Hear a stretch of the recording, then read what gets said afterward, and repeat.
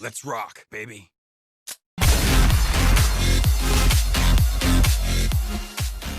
The original Resident Evil was an interesting game to go back to. As someone who never played this game before, despite having beat most of the subsequent main titles including the remakes, seeing where the whole series began with the core focus of being about survival and horror along with the technical limitations the dev team had to deal with, makes the game intriguing still to this day. While scary games hadn't exactly been uncommon to see before, it was Resident Evil that created the term survival horror for this new subgenre and was retroactively applied to earlier titles that Resi took inspiration from, those being Alone in the Dark, which was the first 3D survival horror, and Sweet Home, which despite its limitations had actually laid the groundwork for this genre. With the franchise coming up on its 25th anniversary and this being Spooktober, I thought it'd be fun to go back to basics and see how the first game holds up. Resident Evil follows an elite squad of police officers called STARS who get reports of unusual murders happening around Raccoon City. STARS' Bravo team is sent to investigate the killings in the Arklay Mountains, but after 24 hours with no radio contact, Alpha team is then deployed to find out what's going on. The game already takes advantage of the new CD technology at the time with a full FMV intro that helps create a more real and believable atmosphere. Well, as believable as you can take some of these scenes.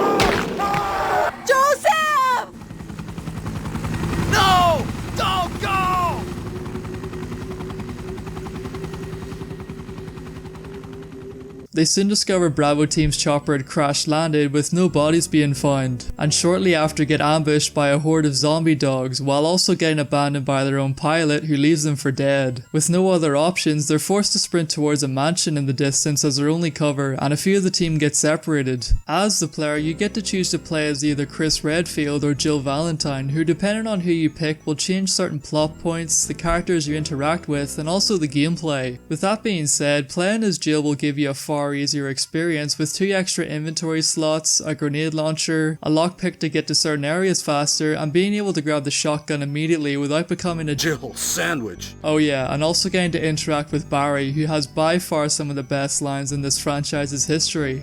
Okay, let's separate again. Just a moment. I found something.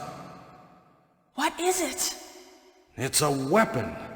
It's really powerful, especially against living things. Navigating the mansion is done through the infamous tank controls that makes a player move forward when they press up on the D-pad regardless of the camera angle. Since the game used pre-rendered backgrounds which allowed for more detail in the environments and more polygons to be on screen at once, the camera angles are all fixed, meaning that as you explore, the camera will constantly be switching to new positions. This made tank controls for Resident Evil basically a requirement, as if the devs used the normal 3D controls from something like Mario 64, then the directions for the player would change at every camera switch, making the controls even more frustrating. The main challenges you'll be facing during a first playthrough is coping with the game's limited resources and wrapping your head around the mansion's layout, along with the key items you need to progress. At the start of the game, you're given only the bare essentials needed to survive the first couple of rooms, and once you realize the zombies can take about 5 or 6 bullets before going down, it forces you to carefully consider every shot. Once you start to build up a good amount of supplies, you'll quickly discover the need to have good inventory management, which is a whole separate skill on its own. For example, taking the pistol, shotgun, the ammo for those weapons, and healing items will take up almost your entire inventory, leaving you barely any space to pick up new items when you visit new rooms, potentially forcing you to constantly backtrack to the nearest safe room just to free up some space. Exploring every new hallway and room you come across, not knowing what to expect, is enough to keep the game full of suspense, not just from the zombies but from the jigsaw-like puzzles you'll run into. From ceiling traps to poisonous gas rooms, the mansion itself is its own threat, with the place also being laid out like a maze and you're given virtually zero guidance on where to go. The fact that even the amount of saves you can make are limited turns every encounter with enemies into tense situations, since death means you're sent all the way back to the main menu where you have to load your last save and pray you didn't lose too much progress. Combat in Resident Evil is unfortunately one of the things that I don't think holds up well today. It's not as bad when you're up against regular zombies since you basically just stand there and shoot, but with fast moving enemies like the dogs, hunters, and even the goddamn birds, the limitations become pretty clear. Once they manage to get behind you, by the time you turn around and ready up your weapon, you'll have guaranteed taken at least one hit. With these types of enemies, the best strategy I find is to get a shot in to knock them down before they reach you, and then shoot the millisecond they get up again to basically stun lock them until they're dead. With regular zombies though, it comes down to whether or not you want to waste your ammo taking them out, since they're not that big of a threat by comparison. But seeing their heads get blown off by a shotgun at point blank range is always satisfying. The game is split up into 4 different areas, with each of them having their own boss fights. You have of course the mansion where you fight a giant snake twice, the guardhouse where you fight a giant plant, the caves where you fight a giant spider, and the labs where you fight a giant tyrant. Out of all the areas, the mansion is by far the biggest and most complex. Wow, what a mansion! To progress from the mansion to the guardhouse, you'll need to find 4 emblems, 3 of which requiring light puzzle solving and the last one being guarded by Yawn, the giant snake. Boss fights in this game can either be challenging or not, depending on how prepared you are in terms of weapons and health. This is one of the areas where Jill excels in due to having that grenade launcher and the extra inventory space. Chris's only advantage is that he can take more hits than Jill, but it's not that big of a deal when she can basically mow them down before they get enough chances. Story-wise, the plot doesn't really have any major twists, aside from the ones that are obvious, and there's only a few cutscenes spread out across the game, with all of them I could describe as being pure unintentional comedy gold. A lot of that has to do with the translation being a bit off, but honestly it does add a unique charm to this game, and that's probably why it's still the most quoted game in the franchise. It is quite jarring though, going from this almost movie-like introduction to hearing the first lines of dialogue in game, but it's still iconic nevertheless. Stop it! Don't open that door! Everything was plotted from the start by Umbrella.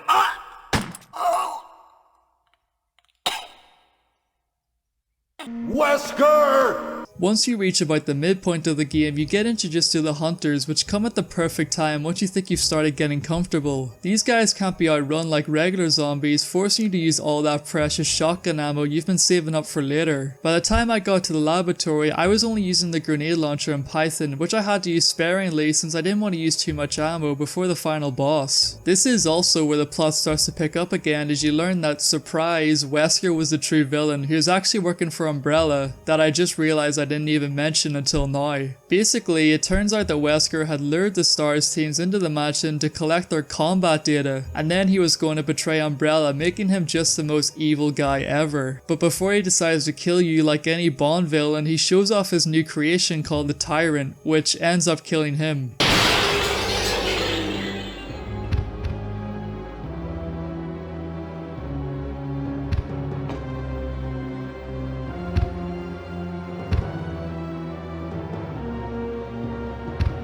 What? Don't come this way! No!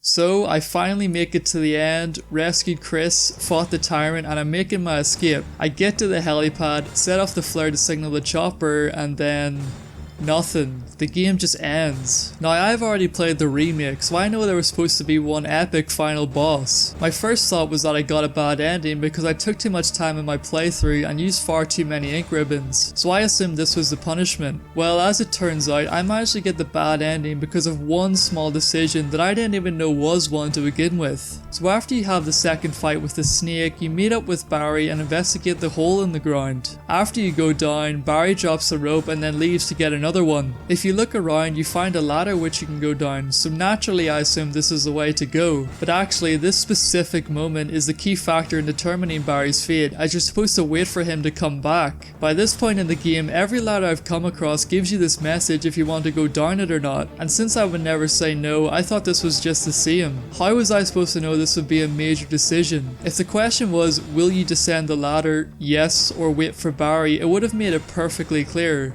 But no, because I had no idea what I was doing, I had already doomed myself to the bad ending with having to watch Barry die near the end, which I was not ready to see. Thankfully though, I have footage of the true ending from the remake where you have one last confrontation with the tyrant, blow him to pieces with the rocket launcher, and get out with Chris and Barry still alive before the whole mansion explodes. Overall, the first Resident Evil was still a fun game to go back to. Despite how aged the graphics are, the core gameplay of exploration, survival, and puzzle solving still remains strong, which is what I think are the most important ingredients to the entire series. And while later titles have improved on this game in every single way, seeing where it all began with its crazy boss designs and cheesy dialogue makes this one worth experiencing for any Resident Evil fan.